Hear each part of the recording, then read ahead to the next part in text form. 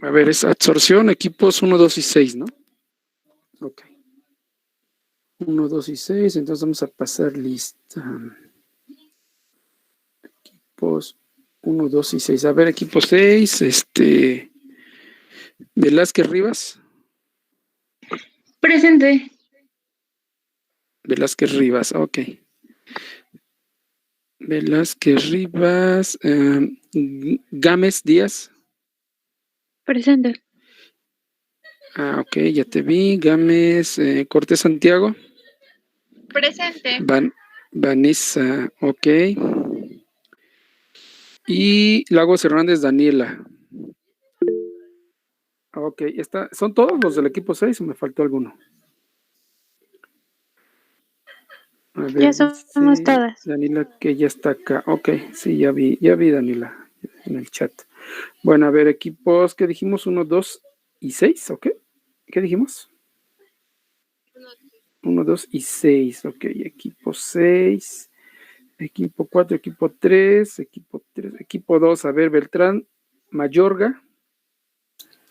Presente. Ok. Beltrán, Callejo, Cano. Presente, profe. Cano.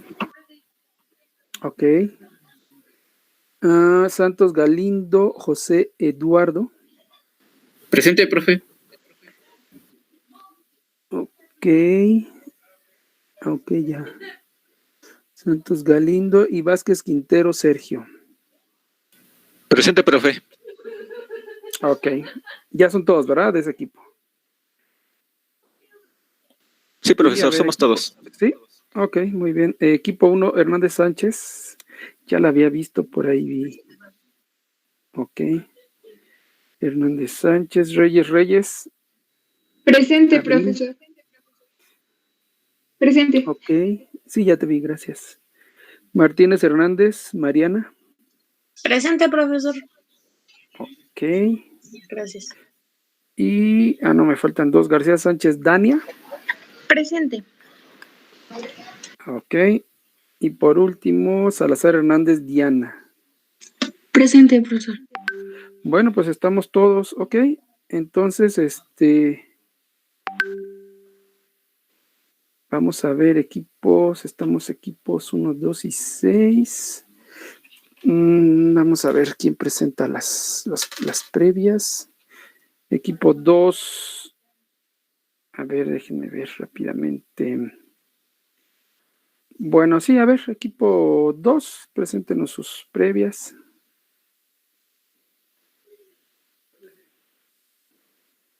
En lo que modificamos los objetivos, ¿verdad?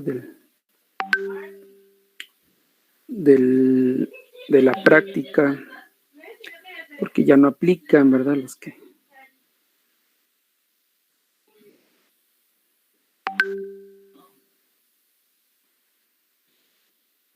Espere, profe, nos estamos poniendo de acuerdo para ver quién presenta. Claro, no hay prisa, ¿eh? Tenemos 3 horas para esto. O sea, tiempo hay, y de sobra.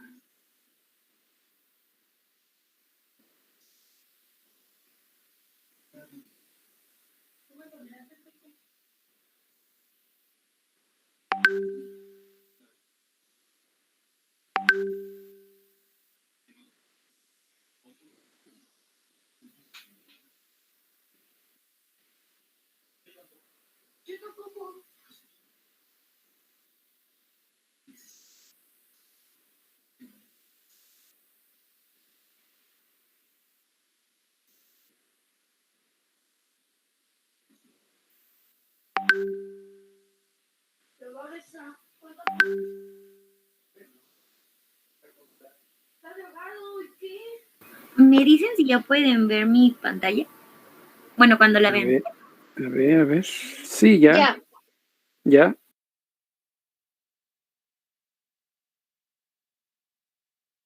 Ok, gracias.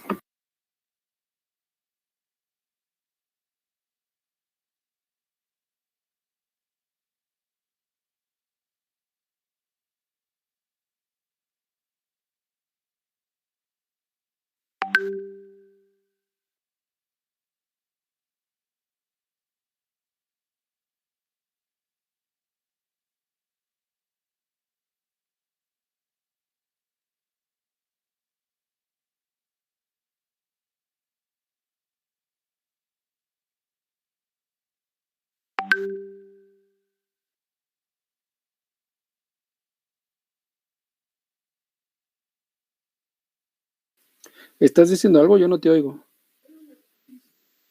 Ah, No, porque estás... tenía el ¿no? micrófono apagado. Ok. Ok. Nada más que no sé por qué no me deja presentarla como presentación. ¿O sí la ven ustedes como presentación?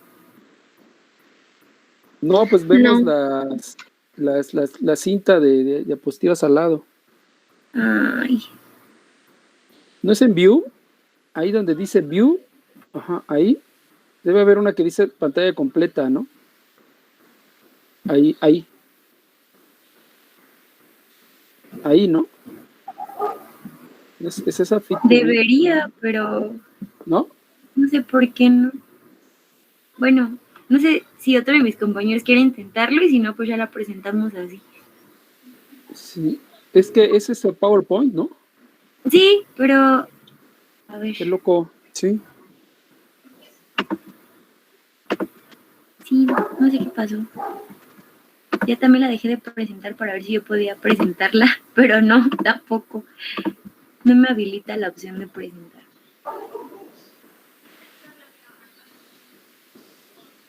¿Ya se observa la presentación? Ya. Ay, gracias, Sergio. Ok. Bueno, buenas tardes, somos el equipo 2 y vamos a presentar la introducción y las actividades previas de adsorción. Nuestro objetivo general es operar una columna de adsorción a nivel piloto y analizar los factores que pueden determinar la eficiencia de este proceso. Y los objetivos específicos es conocer los conceptos fundamentales de la adsorción, investigar algunas aplicaciones de este proceso en la industria como método de separación y analizar los efectos de diferentes variables sobre el proceso.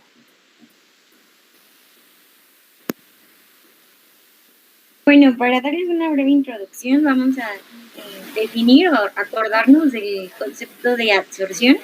Si lo recuerdan de las clases de bioseparaciones que han tenido, un proceso de adsorción es lo contrario no de absorción, es decir, las moléculas que se desean separar no entran al líquido que se utiliza para la separación o, bueno, a la sustancia, sino que se quedan pegados o se quedan en la superficie de la sustancia. Pueden ser gases, vapores o líquidos. Y pues se define como la tendencia de un componente del sistema a concentrarse en la interfase. Y pues obviamente debido a esto, la composición interfacial es diferente a las composiciones que están en el seno de las fases. Aquí sigue, Sergio, por favor. Y pues uno de los términos que debemos recordar para que sea más fácil el desarrollo de la práctica es el adsorbente, que es la superficie en la que sucede la adsorción, y el adsorbando, que es la sustancia a la que se podría decir pega o en la que queda atrapado o que se queda pegada del absorbente, que es la superficie. Aquí sigue Sergio. Bueno, esta es la primera pregunta de las actividades previas y nos pide definir qué es un isoterma de adsorción, investigar los isotermas y pues explicar sus ecuaciones. Un isoterma se puede definir como una representación gráfica de los datos de equilibrio que se obtuvieron a través de un proceso experimental.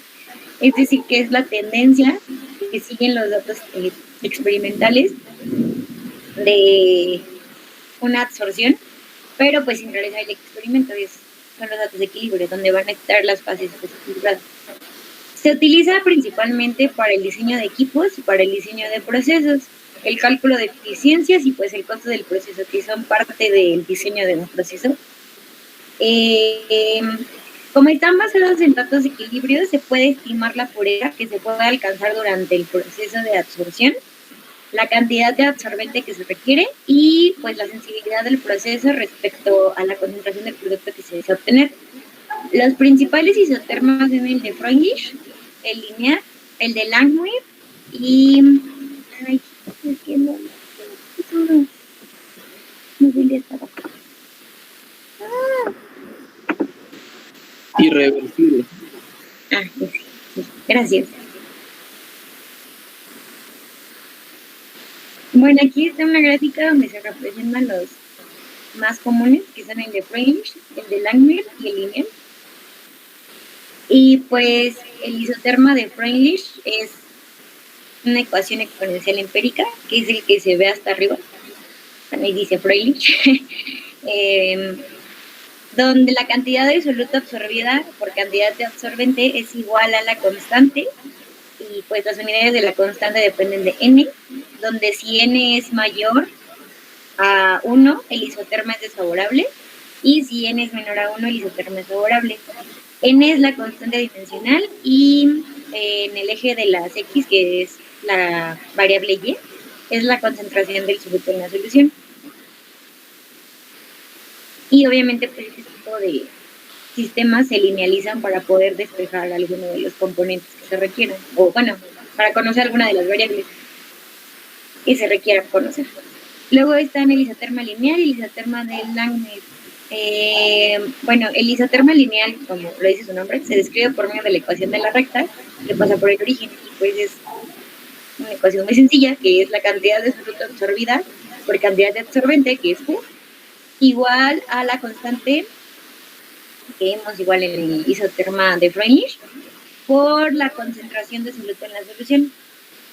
Y por último, pues el isoterma de Langmuir, que se describe por la ecuación donde se considera la capacidad máxima del absorbente, es decir, aquí se considera ya Q0, y la constante de equilibrio de la absorción, que es Kd.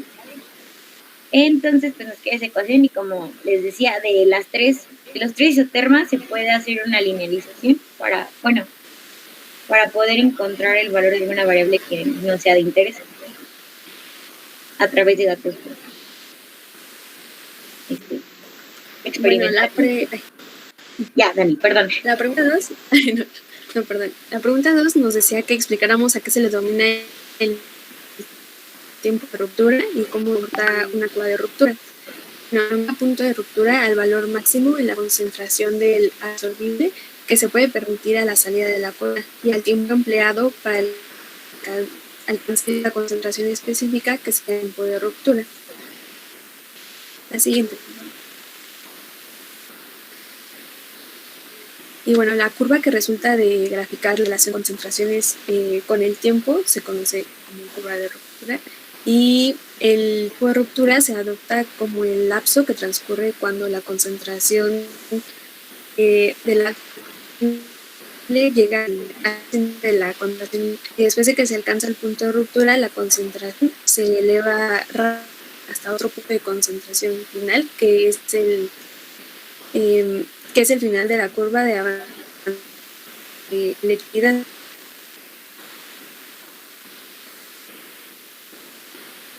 Bueno, esta siguiente pregunta es investigar los usos del carbón activado como adsorbente y cómo se puede regenerar el carbón activado. El carbón activado es un producto que va a poseer una estructura cristalina muy similar al grafito. Esto va a ser, bueno, este producto es muy poroso y puede llegar a tener un área superficial entre 500 a 1500 metros cuadrados por gramo. El tipo de carbón activado que se llega a clasificar debido a su origen es el vegetal, que viene de madera de pino, el mineral lignítico, el mineral bituminoso y la concha de coco. De estos son los diferentes materiales donde se puede obtener el carbón activado. Y una de las aplicaciones, o lo más común, es que se realicen tratamientos de aguas, como por ejemplo el vegetal es para eliminar colores intensos o cantidades muy grandes de grasas y otros compuestos que tengan un alto peso molecular, y también para la potabilización del agua que tenga un alto contenido de materia orgánica natural. Bueno, aquí hicimos un pequeño diagrama de cuáles son los diferentes métodos para la regeneración del carbón activado. Los más comunes es por medio de vapor. Esta se va a hacer en una cámara que pues, nos va a proporcionar este vapor. El flujo debe ser ascendente de este vapor hacia el carbón activado. Y las moléculas orgánicas deben de tener una temperatura de ebullición menor a 100 grados Celsius para poder ser eliminadas por medio de este método. También tenemos un método térmico, que esto nos va a eliminar los componentes orgánicos e inorgánicos, y consta de 3 pasos. Que primero debe ser colocado en un secante. el paso secante que se coloca en un deshidratador de 30 a 100 grados Celsius. Después viene la fase de calentamiento, donde se va a evaporar de 100 a 800 grados Celsius, y la reactivación, donde van a ser enanos rotativos o camas fluidizadas, y aquí ya debe estar totalmente eliminado la materia orgánica. El otro método biológico que se realiza una columna y va a ser una recirculación areada de fósforo y nitrógeno. Esto puede demorar alrededor de 96 horas y se obtiene el 80% de la regeneración del carbón activado. Y el método químico, que son varias, y esta es una alternativa al vapor para disminuir la energía y mejorar la eficiencia. Se puede realizar por agua, electroquímica, por ácidos, por bases como el hidróxido de sodio, por medio de solventes, por oxidación con oxígeno o con fluidos supercríticos, que también se puede realizar con agua o con dióxido de carbono.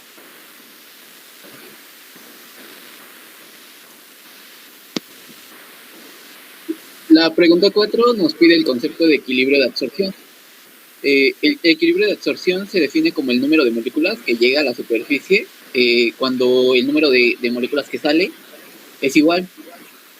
En la imagen se ve más o menos este equilibrio, que es cuando el número de moléculas que se quedan unidas al absorbente se empiezan a liberar hacia la fase gas.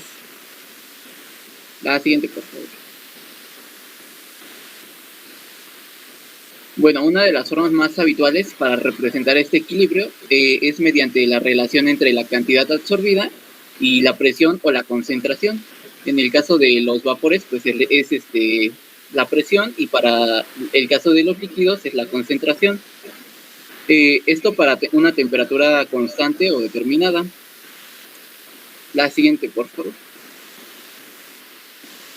La siguiente pregunta es explicar la diferencia entre la absorción y la absorción.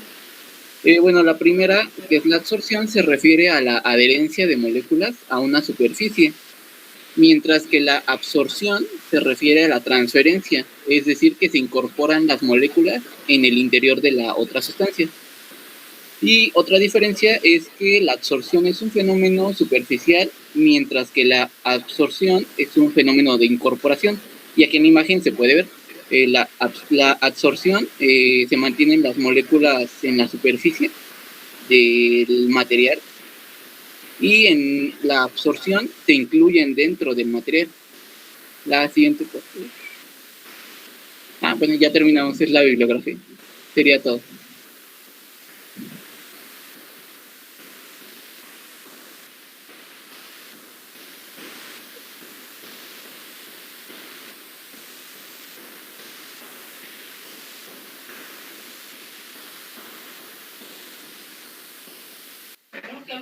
Miren ahí ya. Ok, no sé si alguien tenga algo más que agregar de los otros dos equipos, o creen que les faltó algo a sus compañeros. ¿No? ¿No? Bueno. Ok. Gracias, equipo 2. Todo muy bien. Bueno. Gracias. Entonces ahora vamos a ver lo que tendríamos que haber hecho en la práctica, ¿no? Bueno.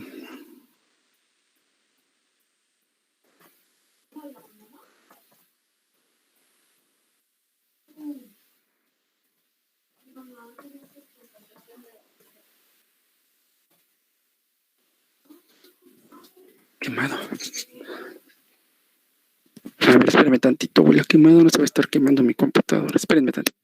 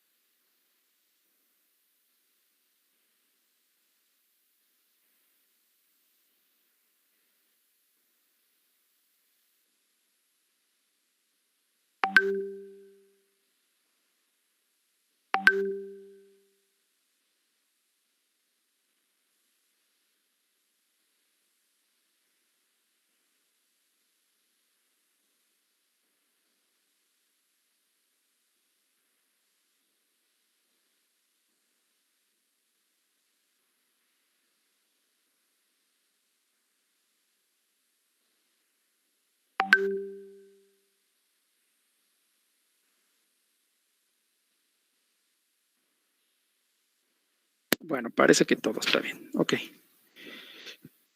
Vamos a ver, mi pantalla. Ok.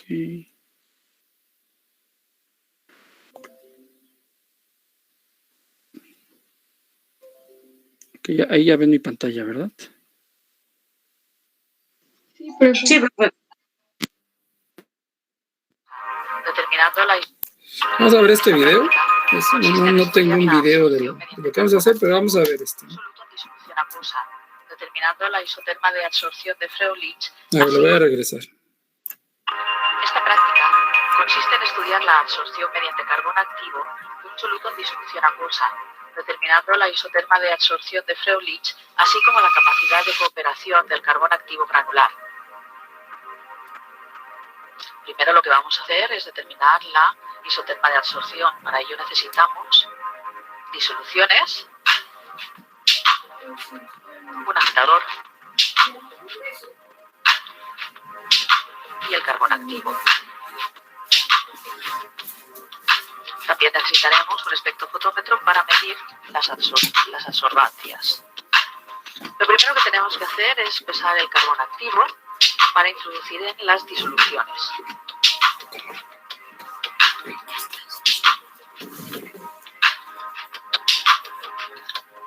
Se pesa con exactitud 0,2 gramos de carbón activo para 5 matraces Erlenmeyer en los que se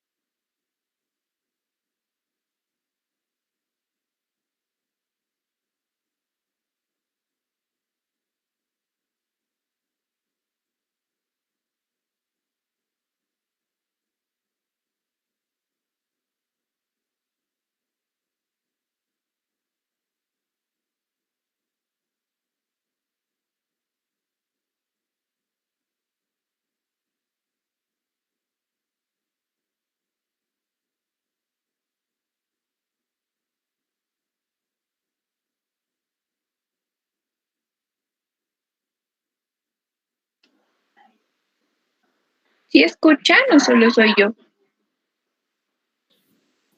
No, yo tampoco escucho.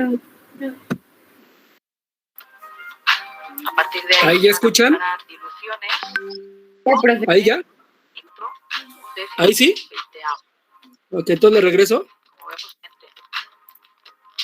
se van a agitar hasta que se alcance el equilibrio. Sobre 3 horas y se determinará previo filtrado la absorbancia de la disolución en equilibrio, que se medirá con el espectrofotómetro que hemos visto antes.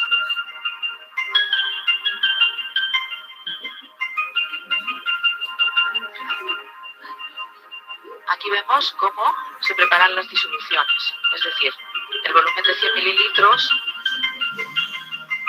para introducirlos en botellas donde está el carbón activo y que se agitará.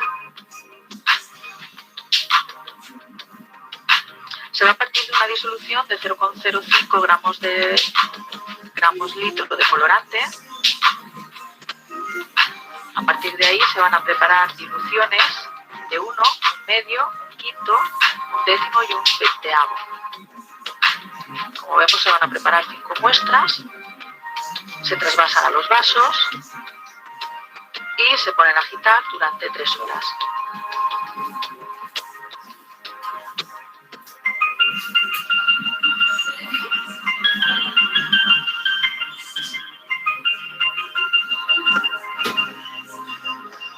Vemos cómo debe estar agitándose hasta alcanzar el equilibrio. Ahí el carbón activo absorberá parte del color. Con eso se va a determinar la isoterma de absorción del carbono. Una vez en equilibrio, las muestras se filtrarán y se medirá su absorbancia. Como vemos, hay diferentes colores.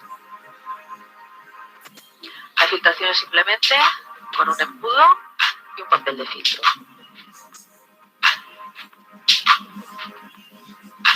Aquí hemos visto las muestras ya una vez filtradas, como están marcadas con cada una de esas diluciones. Se mide la absorbancia y ya obtenemos la isoterma.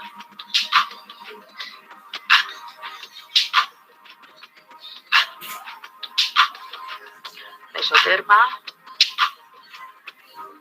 se deberá representar y presentar al profesor. Ahora pasamos a lo que es la determinación de la capacidad de operación del carbón activo. El experimento se realizará en una columna rellena de carbón activo. Aquí vemos el carbón desaireado,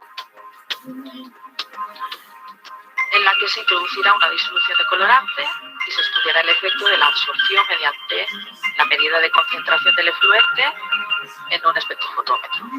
Aquí vemos la bomba peristáltica que trasvasará la disolución de colorante a la columna. Vemos como la columna también tiene un lecho de piedras para que pueda soportar al carbón activo. Se llena la columna de los 10 gramos de gas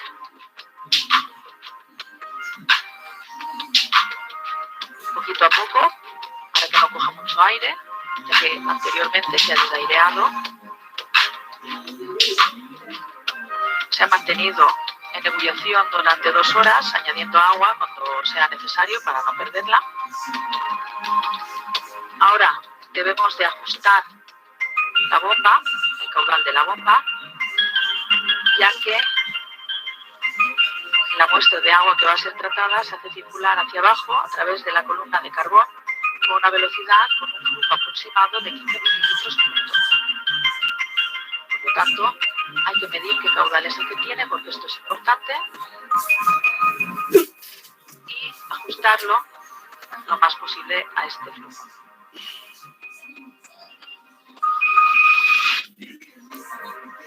Posteriormente, ya preparamos la columna y trasvasamos el líquido a la misma.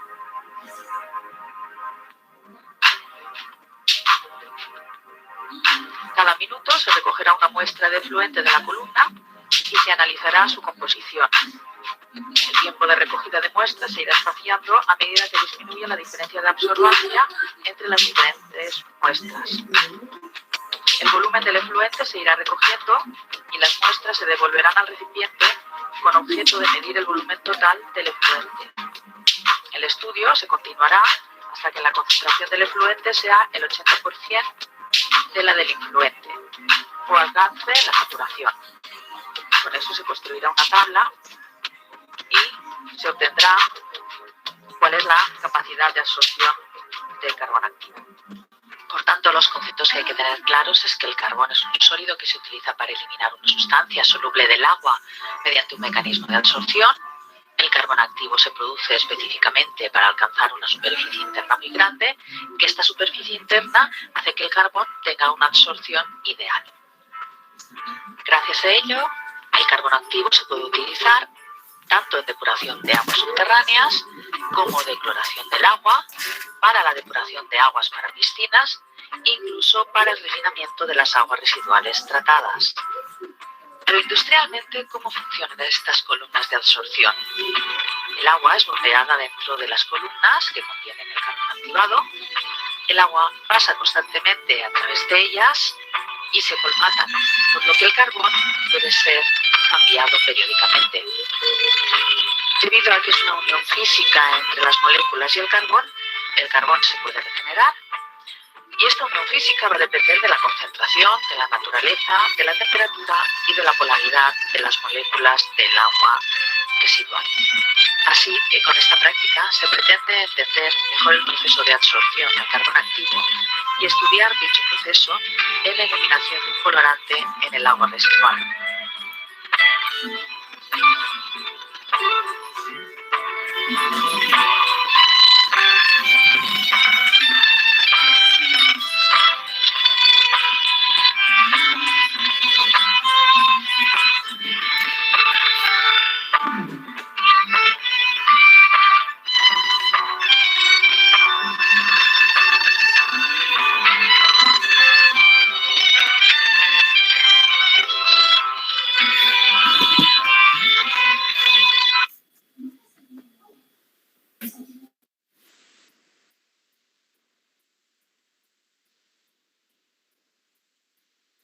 Bueno, ok, pues esto que vieron ustedes ahí en el video es más o menos lo que hacemos en el laboratorio. Ujú. Bueno, entonces el objetivo de la práctica va a variar un poquito, sí me escuchan, ¿verdad? Va a variar un poquito respecto al que viene en su manual.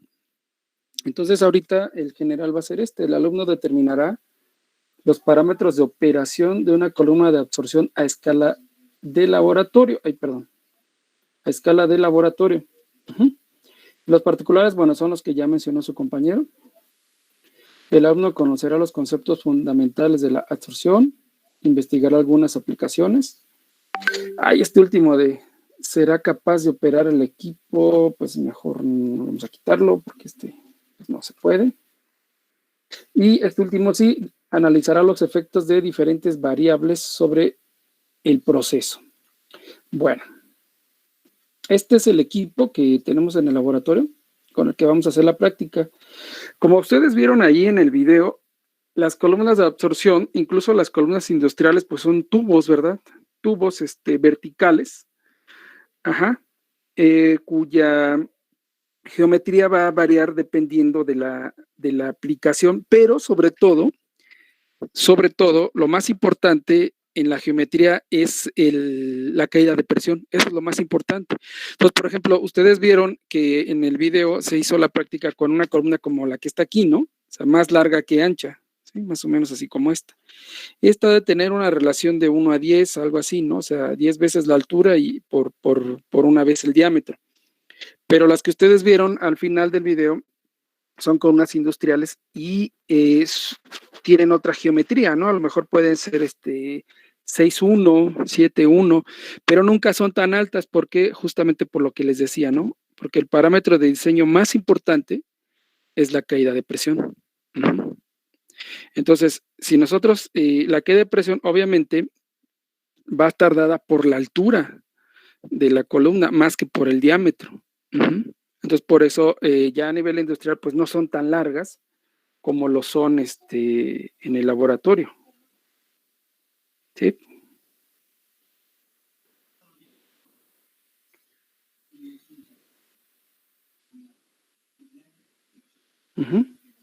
Bueno, este es el equipo. Entonces, este equipo en realidad está adaptado. Inicialmente era una columna de intercambio iónico, o sea, como dice aquí, ¿no?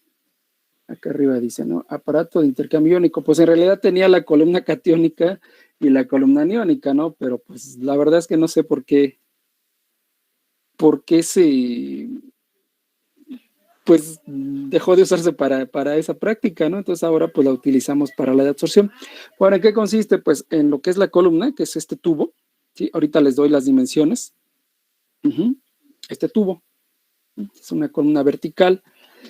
Aquí abajo pues están las tuercas para sujetarla a lo que es esta que sería el banco de válvulas, tanto arriba como abajo. Y obviamente pues aquí hay que empacar la unión de estas tuercas. Se empaca con, ¿cómo se llama? Con cinta teflón para evitar que se escape el flujo, y acá arriba igual, ¿no? Entonces, ustedes seguramente leyeron o por ejemplo lo vieron ahí en la práctica que la alimentación se hace por arriba. Bueno, esta es una forma de alimentar. Generalmente se va a tratar de alimentar dentro de la medida de lo posible por la parte de abajo, ¿no? Entonces, esta sería la alimentación, ¿sí? Sería por la parte de abajo. ¿Por qué? ¿Por qué se alimenta por debajo? Bueno, si ustedes alimentan por arriba, que sería por acá, ¿sí? El flujo lo que va a hacer es que tiende a compactar la columna, ¿sí? Entonces, si la columna, más bien el empacado, perdón, se compacta, entonces la caída de presión aumenta. ¿Por qué? Porque disminuye la fracción hueca. La cosa con alimentar por debajo es precisamente que se mantenga la altura del empacado, que sea el mismo. ¿Para qué? Pues para con esto obtener que la fracción hueca de la columna siempre sea la misma. Obviamente, pues sí tiene sus desventajas. ¿Cuáles? Bueno, por ejemplo, es que si la velocidad de flujo es muy alta, pues puede fluidicar partículas de carbono. O sea, ¿qué quiere decir fluidicar? Bueno, pues que escapen del empacado y empiecen a moverse acá arriba, e incluso algunas lleguen a escapar y se vayan con el efluente, ¿no? ¿Sí? Pero bueno, esa sería una desventaja. Para evitar esto, aquí, no sé si se alcanza a ver, no se alcanza a ver. Aquí arriba lo que se hace, vieron ustedes que en el video, como estaban alimentando por arriba, abajo pusieron una cama de piedra, pues para evitar que el carbón activado se fuera, ¿no? En este caso nosotros, aquí abajo lo que pusimos fue una malla metálica, para justamente evitar que el carbón se vaya hacia abajo. Y arriba, aquí se alcanza a ver, sí, medio se alcanza a ver, que aquí pusimos también malla, ¿sí? En este caso esta malla es plástica, para asegurar que siempre tengamos la misma altura del empacado, ¿sí? Entonces alimentamos por debajo. Aquí tenemos la válvula de alimentación, son válvulas de bola, todas estas blancas que vemos abajo. Obviamente, pues aquí nada más estamos usando esta, todas las demás no las estamos usando, porque como les decía, ¿no? Pues esta era una columna de intercambio iónico, ¿no? Entonces tenía la catiónica y la aniónica, pues necesitábamos todas las válvulas. En este caso, pues nada más estaríamos usando esta, y esta otra que tenemos acá a la izquierda podría utilizarse en determinado momento para tomar muestras del influente. ¿Sí? Cuando alimentamos por abajo, cuando alimentamos por arriba, entonces aquí podríamos estar tomando también muestras del efluente. Bueno, entonces, esta sería la manguera de alimentación, la válvula de alimentación. Entonces el flujo va a subir. Y aquí tenemos la otra válvula, la válvula de salida, que también es de bola. Y entonces, en esta manguera, aquí vamos a poner nuestro tanque de recepción, y aquí es donde vamos a estar tomando las muestras cada minuto. ¿Sí? Entonces, bueno, pues este es el equipo. En realidad, como lo ven ustedes, es muy sencillo. Esta práctica es muy sencilla, pero como vieron ustedes en el video, tiene mucho trabajo. ¿Sí? Es de las prácticas más talachudas, de las 12 o 14, no recuerdo cuántas vienen ahí en su manual. ¿Por qué? Porque aparte de que tenemos que hacer la corrida, pues también, como vieron ustedes en el video, tenemos que hacer la isoterma de absorción, ¿sí? Bueno, entonces esta sería la corrida, ¿no? Este sería el equipo para hacer la corrida de absorción, ¿sí? Entonces este es el equipo, la marca es Anfield. Y el material de la columna es, si no me equivoco, es acrílico. ¿Sí? Las válvulas son de PVC. Y las uniones son de polietileno. ¿Sí? Bueno. Entonces necesitamos el equipo de absorción, un espectrofotómetro visible, una bomba peristáltica que la vamos a utilizar para alimentar, ¿sí?, el influente, dígame, una balanza analítica y más que un flexómetro, bueno, sí, un flexómetro y un vernier, ¿no?, para medir la altura de la columna y el diámetro. Bueno, esa sería otra toma del equipo, ¿no? ¿Sí? Entonces aquí, por ejemplo, ¿cuáles podrían ser las variables de operación? Bueno, nosotros estamos operando. Si quieren, vamos a anotarlas. Bueno, a ver, se las digo y ahorita las anotamos. Lo que nosotros hicimos en la práctica es que medimos la altura de la columna y trabajamos al 75% de su capacidad. ¿Sí? O sea, la altura del empaque es el 75% de la altura de la columna. Esta, por ejemplo, puede ser una variable de operación, ¿no? O sea, operar a diferentes alturas. Pero eso creo que no lo hicimos nosotros. Lo que sí hicimos fue que operamos a diferentes flujos. ¿Sí? Entonces, a diferentes revoluciones por minuto del cabezal de la bomba, lo ajustamos a diferentes RPMs y esto nos dieron diferentes flujos. Tenemos 2 flujos. Esta es una variable de operación, ¿no? El flujo, o sea, podemos ver el efecto del flujo. Y la otra variable de operación es ver qué sucede cuando nosotros empacamos el carbón lavado y sin lavar. ¿Sí? Lavado y sin lavar, ¿no? O sea, sin lavar, pues, ¿qué quiere decir? Que lo empacamos así como lo obtuvimos. Ajá. Empacamos al 75% e hicimos la corrida. ¿Sí? Las desventajas de no lavarlo, pues ahorita ustedes las van a ver. Uh-huh. Bueno. El empaque que utilizamos fue carbón activado. ¿Sí? Las ventajas que tiene este carbón activado es esta, la principal, ¿no? Que su superficie por gramo va de 300 a 1500 metros cuadrados, dependiendo del nivel de porosidad del carbón. Uh-huh. Entonces, es bastante elevada, ¿no? Por eso se utiliza mucho. Ajá. Ahora, el carbón que nosotros utilizamos, esto sí vamos a anotarlo porque es muy importante. Vamos a anotarlo aquí. A borrar esta y vamos a borrar esta y vamos a insertarlo en un cuadro de texto. Aquí está. El carbón que nosotros usamos, ¿sí? Ajá. Lo que hicimos nosotros fue tamizarlo. ¿Sí? ¿Qué tamaño? Bueno, a tamaño de malla, a 30 mallas. Acá está, a 30 mallas, ¿no? Entonces, este dato es muy importante. ¿Por qué? Porque este dato nos va a dar a nosotros el tamaño de la partícula de carbón. Ajá.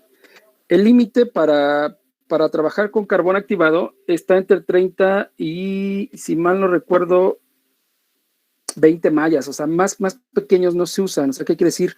De 40 mallas para arriba ya no se utiliza. Recuerden ustedes que entre mayor sea el número de mallas, es más pequeña la partícula, ¿sí? ¿Por qué creen ustedes que no se utilice más pequeña la partícula de carbón?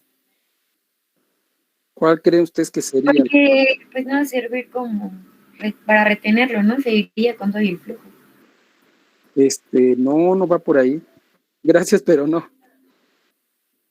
No es por esa razón, es porque entre más pequeña es la partícula, ¿sí? La fracción hueca es más pequeña, obviamente, o sea, hay menos espacios huecos entre las partículas, y entonces, ¿qué creen ustedes que pase? Entonces, ahorita nosotros lo que tenemos que determinar es la fracción hueca. Les digo, entre mayor es el número de mallas, la partícula es más pequeña, entonces la fracción hueca disminuye. ¿Qué creen ustedes que pasa entonces? ¿Disminuye el área? No, aumenta la caída de presión. No, al contrario, ¿no? O sea, entre más pequeña tengas tu partícula, va a aumentar el área de contacto. O sea, eso sería lo deseable. Es lo que todos quisiéramos, ¿no? Pero obviamente, entre más pequeña sea, también, les digo, la fracción hueca disminuye y por tanto aumenta la caída de presión. Entonces, si la caída de presión es muy grande, ahora sí no va a haber flujo, ¿no? Por mucho que le pongan ustedes aquí, le estén bombeando, nomás no va a caminar, ¿no? El fluido no se va a mover. Ajá. Entonces, por eso tienen limitante, ¿no? O sea, 30 mallas, 20 mallas sería así como que 30 mallas sería como el límite, ¿no? De 40 mallas para arriba ya no se utilizan por esto. La caída de presión máxima permisible, o sea, la delta P, en los equipos industriales, les comentaba la vez anterior, en algún momento les dije que la delta P máxima permisible anda del orden de, ¿dónde está el símbolo? Anda del orden de, ¿qué les dije? A ver, ¿quién se acuerda? Ah, chis, no encuentro el símbolo. Ah, está por acá está. Ajá. Sí, el máximo permisible son 30 sig. ¿Sí? Delta P máxima permisible. Pero, digamos que este es así como que el límite superior, o sea, anda entre 15 y 30 libras sobre pulgada cuadrado máximo. O sea, digamos que en los equipos industriales, 30 libras ya sería para equipos, ¿no? Para válvulas y todo eso. Aquí para las columnas, entre 15 y 20 sería lo máximo, siendo 15 el valor recomendable. O sea, una queda de presión máxima entre la entrada y la salida de 15 libras es lo recomendable para columnas. Entonces, ustedes van a, con los datos que les voy a dar, van a calcular cuál es la queda de presión aquí. Este sería un parámetro de operación, ¿no? Bueno, esta sería la representación de una curva de, ¿cómo se llama? De ruptura. Que va a estar en función, obviamente, de la capacidad que tenga el carbón para retener el soluto de interés. Bueno, ahí está. Esta es la ecuación de Ergun, que ustedes ya conocen, que se utiliza para el cálculo de la caída de presión en lechos empacados. ¿Sí? Delta P, pues, es la caída de presión, L es la longitud del lecho, y epsilon es la fracción hueca del lecho, no de la partícula. ¿Cómo se determina la fracción hueca en un sistema como estos? Bueno, pues es muy sencillo. Lo que hicimos en la práctica fue lo siguiente, fíjense ustedes. ¿Sí? Aquí lo que vamos a hacer es, o lo que hicimos, fue que cogimos una probeta. Una probeta de 100 mililitros. Es una probeta de 100 mililitros. Entonces lo que hicimos fue, aquí a la marca de 100 mililitros, o sea, hasta el aforo de la probetita, pusimos carbón, o sea, todo esto lo rellenamos con carbón. ¿Sí? Estaba así relleno de carbón. Carbón ya mallado, ¿verdad? Ya tamizado a 30 mallas. ¿Sí? 30. ¿Sí? Hasta aquí, o sea, hasta la marca de 100 mililitros pusimos carbón y lo agitamos, lo movimos poquito sobre la mesa, ¿no? O sea, de manera que las partículas se asentaran. Ese sería el primer experimento, ¿no? Determinación de la fracción hueca, que las partículas se asentaran, pero no golpearlo contra la mesa porque entonces se compactan, estamos de acuerdo, ¿no? O sea, esto tiene que ser natural, ¿sí? O sea, tenemos que evitar el compactado del lecho, ¿sí? Entonces, ya, ¿no? Ya que lo llenamos hasta la marca de 100, después, ¿qué creen ustedes que hayamos hecho?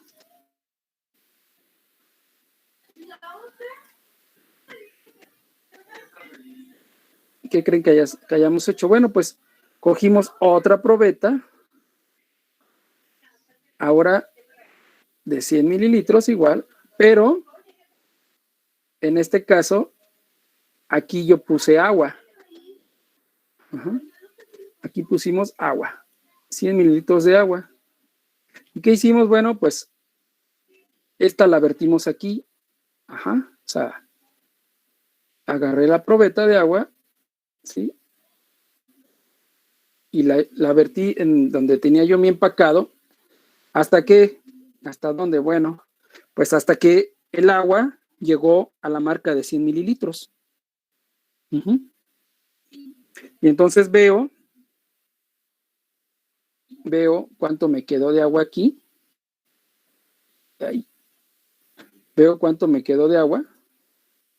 ¿Sí? O qué volumen puse, ¿no?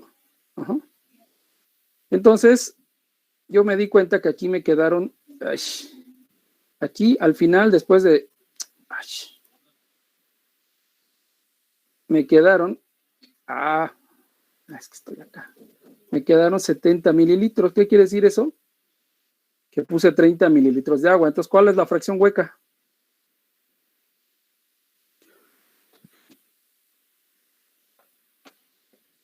¿Cuál será la fracción hueca?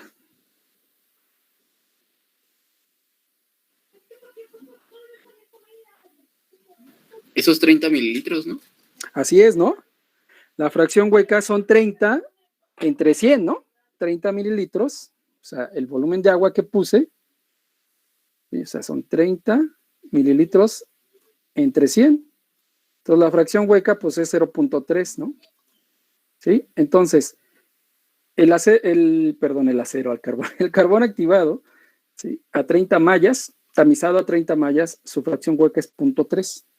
Entonces, este experimento es muy fácil de hacer, ¿no? Más bien, la fracción hueca es muy fácil de determinar, y así fue como lo hicimos. Muy sencillo, Muy fácil y muy rápido, ¿no? Obviamente, pues lo hicimos por triplicado y en todos los casos la fracción hueca fue siempre aproximadamente 0.3, ¿no? Bueno, entonces ese fue el primer paso, ¿no? El segundo paso, entonces esto fue lo primero. El segundo paso fue determinar, ¿sí?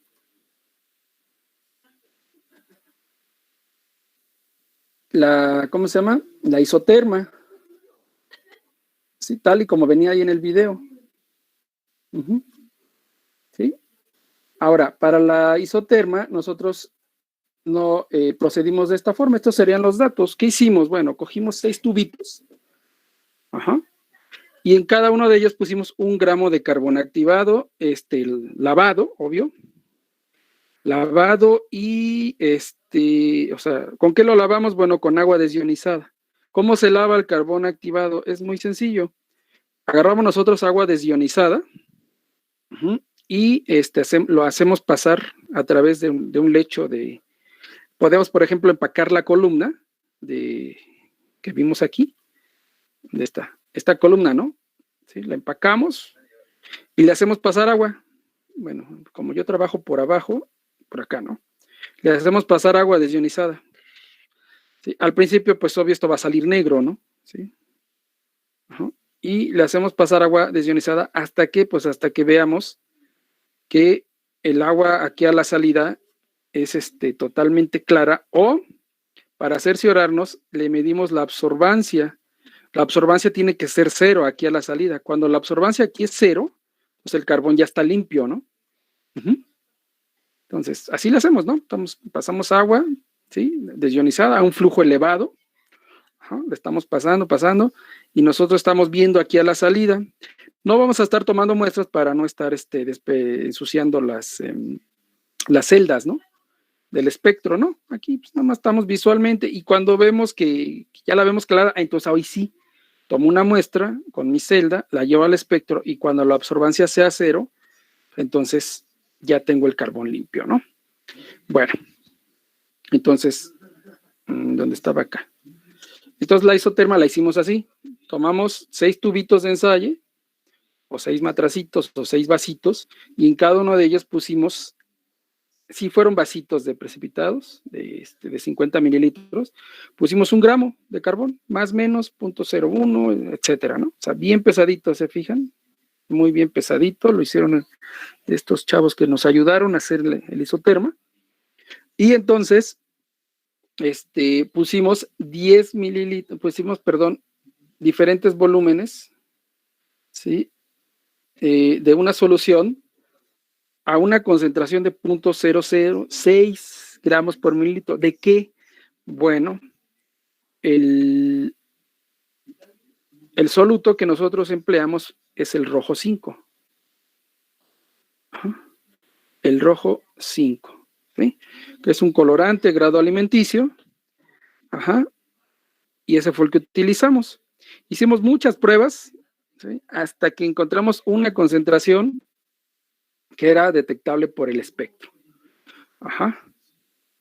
Y obviamente, para poder nosotros saber que es detectable por el espectro, pues lo que hicimos fue un barrido. No sé si han hecho barridos ustedes, para saber a qué longitud de onda es longitud de onda acá, y acá graficamos contra la absorbancia, ¿sí? Entonces, lo que nosotros hicimos fue preparar diferentes concentraciones, más bien una disolución madre. Creo que empezamos con, si no recuerdo mal, con 0.1% de rojo, y en el espectro, ¿dónde está el espectro? En este espectro, en el único, que es en este espectrofotómetro único, hicimos un barrido en la región UV-vis, ultravioleta visible. ¿Sí? ¿En qué consiste el barrido? Bueno, pues es muy sencillo, ¿no? O sea, la longitud de onda, me parece que son, si mal no recuerdo, empieza de 260 hasta 900 nanómetros. Ajá. Esta sería la región del ultravioleta visible. Y nosotros lo que buscamos es justamente los plasmones de resonancia, ¿no? O sea, ¿cuáles son los plasmones de resonancia? Pues donde tenemos los picos de absorbancia, los picos más altos. Entonces, ahí, obviamente, pues agarramos el más elevado. Siempre hay dos plasmones. Todas las sustancias prácticamente todas las sustancias tienen dos plasmones de resonancia. Entonces, siempre agarramos el más alto. Ahorita les digo la longitud de onda a la que absorbió el rojo 5. Bueno, entonces eso hicimos, ¿no? Y hicimos, les digo, una concentración, una solución madre de 0.1 y de ahí nos fuimos hacia abajo hasta que podía entrar en el espectro de manera que la absorbancia siempre fuera menor que 1, ¿sí? ¿Para qué? Para poder construir una curva tipo, ¿no? Las absorbancias, recuerden ustedes, siempre tienen que ser menores que 1 en la curva tipo. Arriba de 1 pues ya no funciona.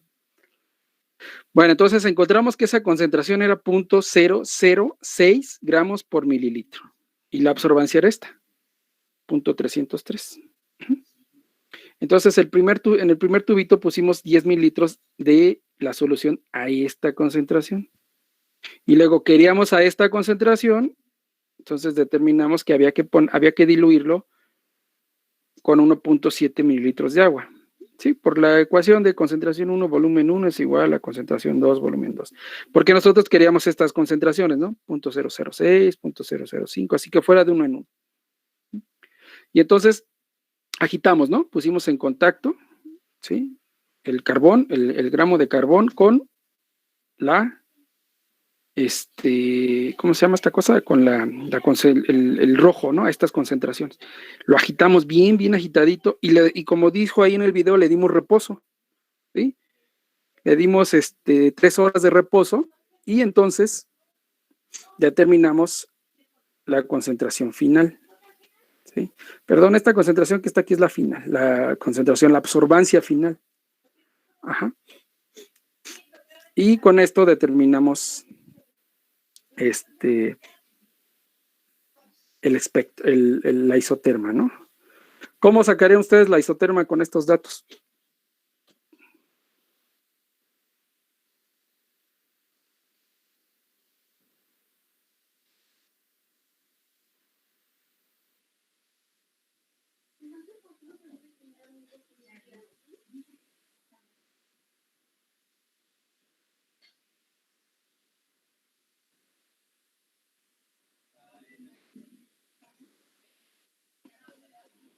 ¿Sería graficarla el volumen contra la concentración? ¿El volumen de qué? De la solución del colorante. Sí, ya en los previos ustedes vieron cómo se construyen los isotermas, qué contra qué grafican. ¿Qué contra qué grafican? Q contra...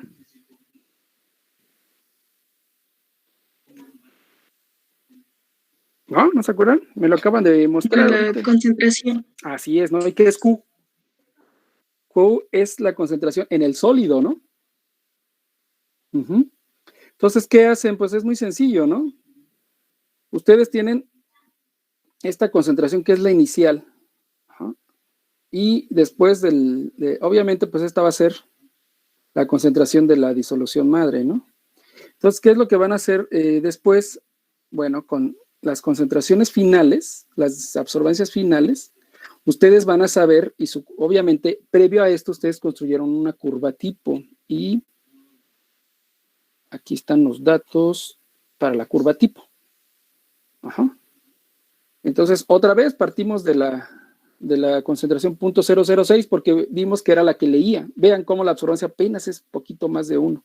Entonces les dije a mis alumnos que la absorbancia no sea mayor de 1. O sea, hagan diluciones hasta que puedan leer 1. Entonces por eso determinamos que era 0.006. Entonces hicimos la curva tipo, concentración contra absorbancia. Bueno, entonces ahora sí, lo que hicimos fue determinar las absorbancias del sobrenadante y con eso sacamos la concentración del sobrenadante, ¿no? ¿sí? Y nosotros teníamos las concentraciones iniciales, que eran estas. Ajá, ¿estamos de acuerdo? Entonces, ¿qué hacemos? Bueno, pues a la concentración inicial le restamos la concentración final, ¿sí? Lo multiplico por el volumen y ya sé cuánto colorante, o sea, acuérdense, en mis sistemas yo ¿qué tengo? Tengo mi disolución, tengo mi carbón aquí abajo, ajá. Tengo ahí mi carbón, ¿sí? Y aquí yo tengo una concentración inicial, por ejemplo, el de 0.0005, ¿no? ¿Sí? Que son miligramos por mililitro. Entonces yo le di tiempo de contacto. Ajá. Y entonces parte del soluto se va a pegar encima. Acuérdense que esto está bien agitado. Se va a pegar en el carbón. Entonces, después del tiempo de contacto, lo que yo voy a hacer es tomar una muestra de aquí y le voy a sacar la absorbancia.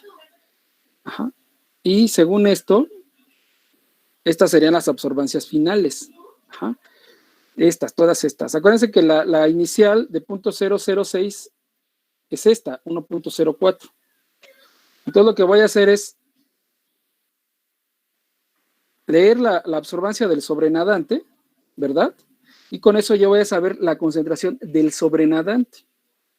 Ajá. Entonces yo resto a la concentración inicial, le resto la concentración final, lo multiplico por el volumen total, que eran 10 mililitros, ajá, y ya sé entonces qué cantidad de rojo se quedó pegado en el carbón. ¿Sí estamos de acuerdo?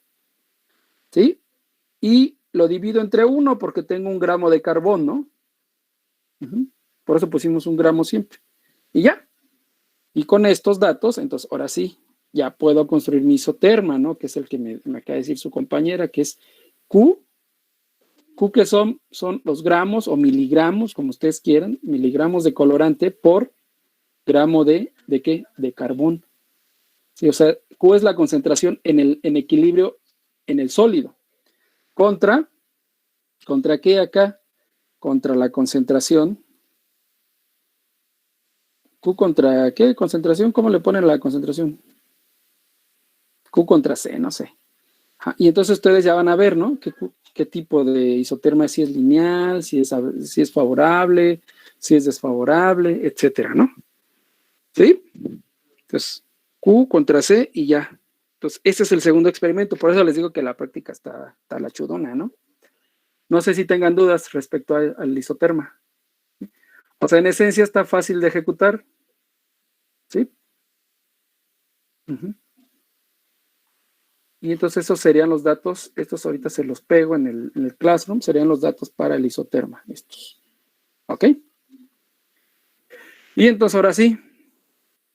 Vamos a ver. ¿Qué hicimos? Estos serían los datos para la curva tipo. ¿Sí? A ver si me acuerdo. Este es el equipo, el espectro. Ese es marca único. La ventaja de esto. Bueno, miren, incluso aquí tengo los datos ya, ¿no? Son los mismos de absorbancia final, sí. Ya convertido, ¿no? Bueno, entonces ahorita les paso los datos de la curva tipo, les paso los datos para obtener el isoterma y tienen que llegar a estos que están aquí. Estos no se los voy a pasar porque a estos son a los que tienen que llegar. Bueno, y ahora sí. ¿Qué hicimos? Es muy sencillo, ¿no? Lo que hicimos. Como les decía, trabajamos, ¿sí?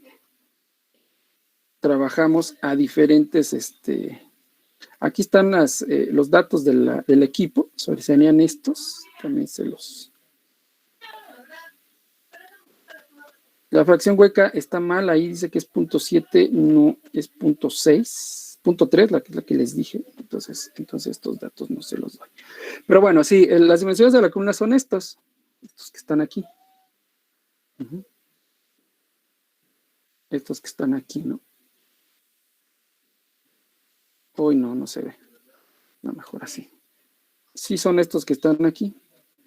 Ajá. El diámetro exterior de la columna es 0.022 metros. El diámetro interno es 0.015 metros, o sea, 1.5 centímetros. Y la altura total del tubo de la columna son 0.48 metros. El carbón activado sí lo trabajamos, como dice aquí, a 30 mallas. De aquí ustedes van a sacar el tamaño de la partícula. Ajá. Y entonces, trabajando al 75%,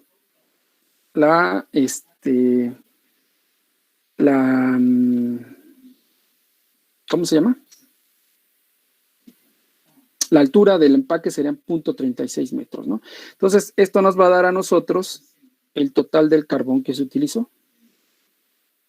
No, sí, efectivamente sí es 0.7 la fracción hueca, ¿no? Entonces, si no me hagan caso, sí, lo dije al revés, que se utilizaron 30, no, se utilizaron 70. Sí, quedaron 30 mililitros. ¿Sí? Entonces, este dato está bien. Y les decía, ¿no? Trabajamos a dos diferentes flujos, que son estos. ¿Sí? O sea, ya ven que las bombas peristálticas tienen una perillita para ajustar el número de vueltas. Bueno, trabajamos a 100 y a 70 RPM, y esto nos daba flujos de 0.1626 litros por minuto y 0.0942 litros por minuto a 100 y a 70 RPM respectivamente. Entonces hicimos una primer corrida. ¿Sí? Con estas dos revoluciones, y a la salida del equipo estuvimos tomando muestras. Obviamente a estos chicos no hay concentraciones negativas, entonces pues estos datos negativos pues hay que ponerlos como cero, ¿no? O sea, no tiene caso hacer esto que están haciendo aquí, o sea, cero. Ajá. Entonces, estos datos, les voy a pasar los datos de absorbancia, ustedes los pasan a concentración, pero otra vez, ¿no? O sea, cuando salgan negativos los datos, no les hagan caso, pónganle cero, ¿sí? O sea, no tiene ningún sentido esto. Ajá. Bueno, entonces esa fue la primera. Hicimos dos corridas, ¿no? Y el carbón estaba sucio, estaba sin lavar. ¿Sí? Entonces, estas dos corridas se hacían en 70 RPM, se hicieron con carbón sucio. Entonces, obtuvimos cada minuto, hasta un total de 24 minutos, obtuvimos estos datos de absorbancia, que hay que convertir a concentración, y otra vez les reitero, ¿no? Estos datos negativos hay que ponerlos cero. Incluso eso nos va a ayudar a que no obtengamos esto, ¿no? Que entonces estos son ceros, y aquí efectivamente obtengo la forma de la curva. Bueno, estos son los datos para la isoterma. Y después hicimos una corrida con carbón limpio. Ahorita les digo el flujo. Y entonces, igual, ¿no? Cada minuto fuimos tomando las absorbancias hasta 25 minutos. ¿Sí? Hasta 30 minutos aguantó. ¿Sí? Y pues obtuvimos algo parecido a esto. Si se fijan, pues aquí no alcanzamos la ruptura, ¿no? Porque supongo que se acabó el influente, ¿no? Bueno. Y esas serían las corridas que hicimos, ¿no? Entonces estos datos se los paso. Ahora, con los datos de las corridas, necesito con el carbón limpio y todo esto. Con los datos de las corridas, necesito que ustedes obtengan, ¿sí? Los parámetros de operación. El primero de ellos va a ser la caída de presión, que vamos a calcular con la ecuación de Ergun. No les paso esta que está aquí, porque si mal no recuerdo, esta ecuación de Ergun tenía un error por ahí, y me parece que la velocidad no es al cubo, sino al cuadrado. Por eso quiero que la chequen, ¿no?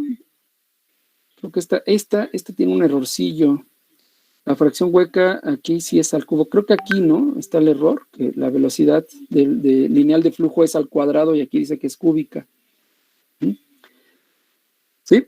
Entonces, en todos los casos se trabajó al 75%, o sea, ¿a qué dijimos? 30 y tantos centímetros de altura, ¿no?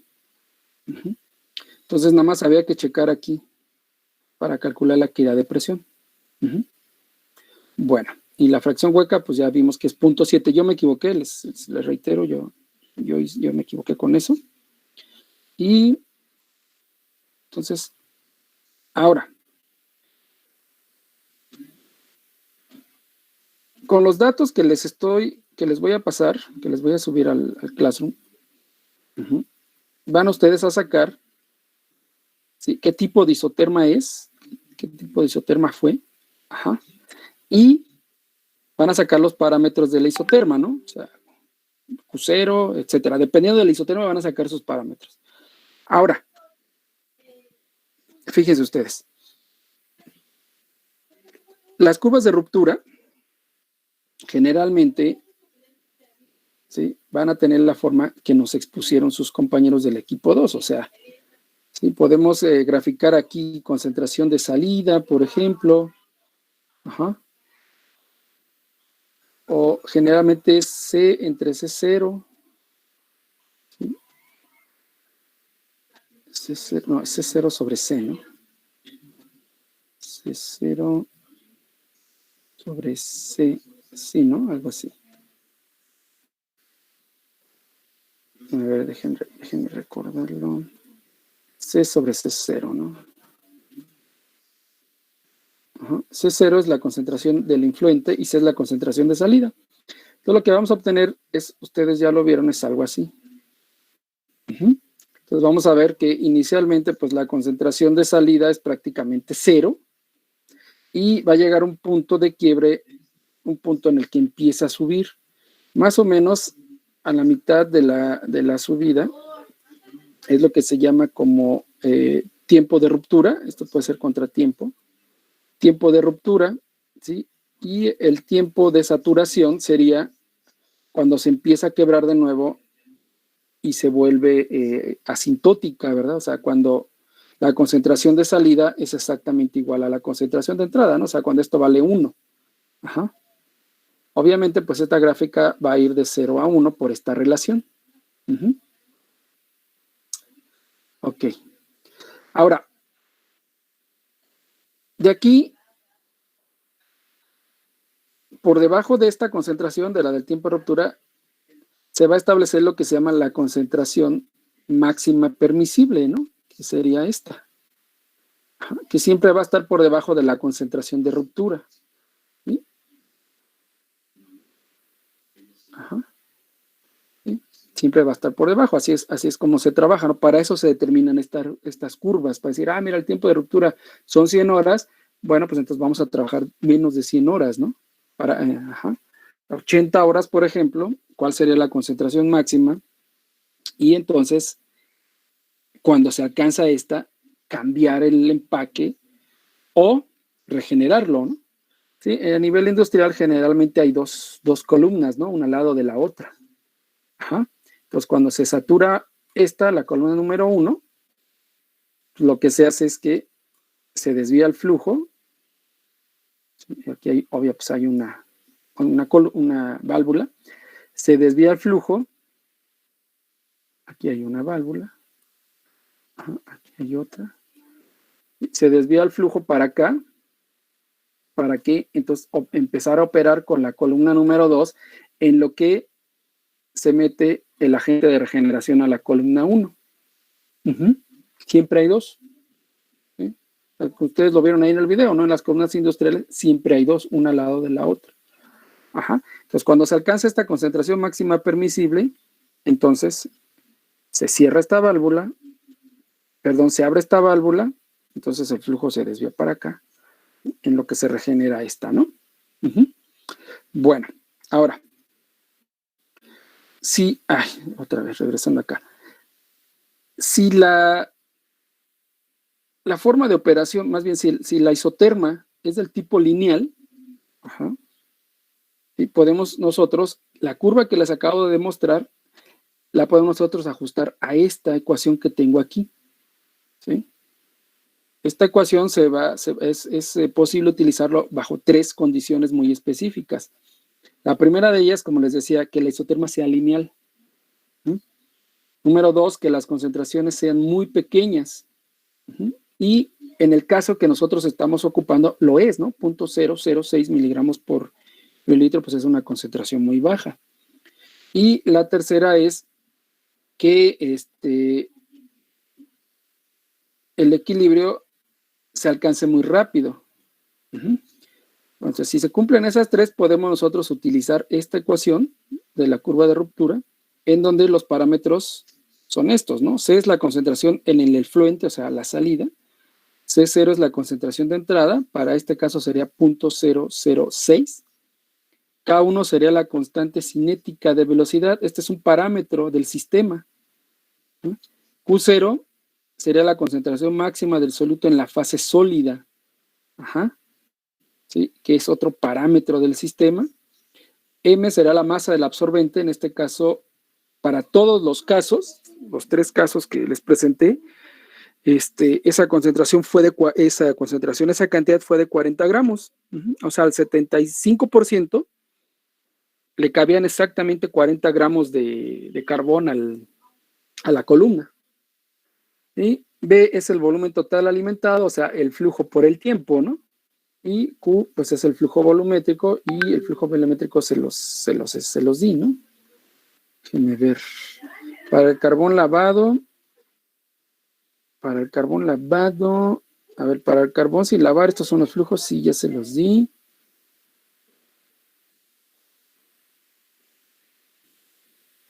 Sí, está bien.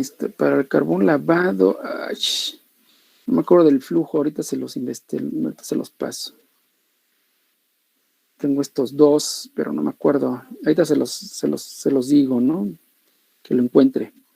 ¿Sí? Bueno, entonces, lo que vamos a hacer es los datos de las diferentes corridas, de las 3 corridas, o sea, de las 2 con carbón lavado, perdón, de las 2 con carbón sin lavar y la 1 con carbón lavado, vamos a ajustarlos a esta ecuación, ¿sí?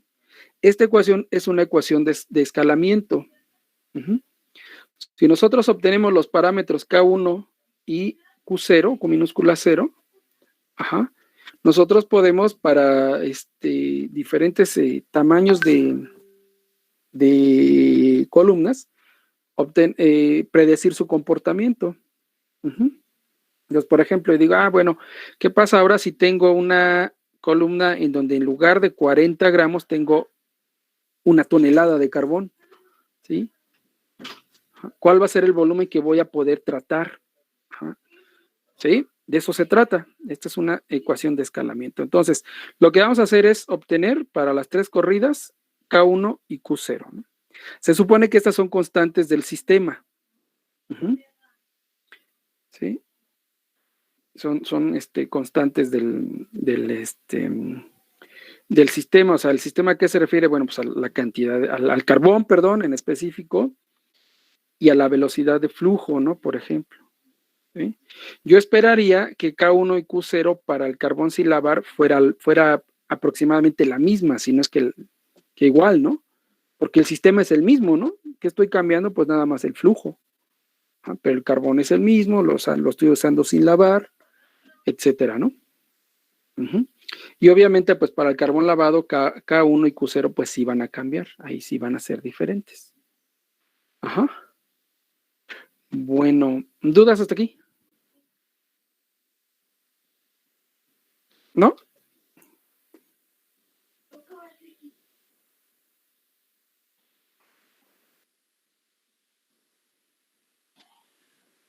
No, parece que no, profe. ¿No? Sí, les digo que la práctica está sencilla, talachuda, pero sencilla. Y muy sucia, ¿no? Porque, cómo se ensucia material. Les decía que la ventaja que tenemos con este espectro es que tenemos muchísimas celdas, tenemos así, muchísimas, ¿no? Entonces, por eso las muestras las tomamos directamente, las muestras las tomamos directamente en las celdas.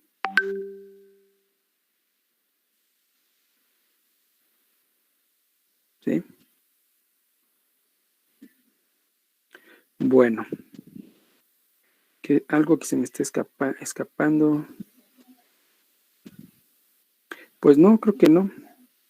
Bueno, pues esos son los datos que tengo. La verdad, si se fijan, pues están medio gachitos. Pero pues es lo que hay, ¿no? Ahora sí que es lo que tengo. O sea, me gustaría darles mejores datos, pero pues son los que obtuvimos y ya no pudimos obtener más, ¿no? Aquí está. El plasmón de resonancia fue a 540 nanómetros, ¿no? Entonces anótenle ahí, que eso es importante, ¿no? Uh-huh. 540 nanómetros, ¿no? Y bueno, estos son los datos para las isotermas, que ya también ahorita se los pego. Y entonces, ¿qué me faltaría? Aquí están los datos de las absorbancias para las dos velocidades de flujo. Y nada más me falta el flujo para el carbón sin lavado, perdón, ¿verdad? Porque estos son sin lavar. Sí, estos son sin lavar. Bueno, entonces estos son los datos justamente. Sí, entonces, ahorita les paso esto. Y pues ya, con eso terminaríamos. No sé si alguien tiene dudas, alguna pregunta.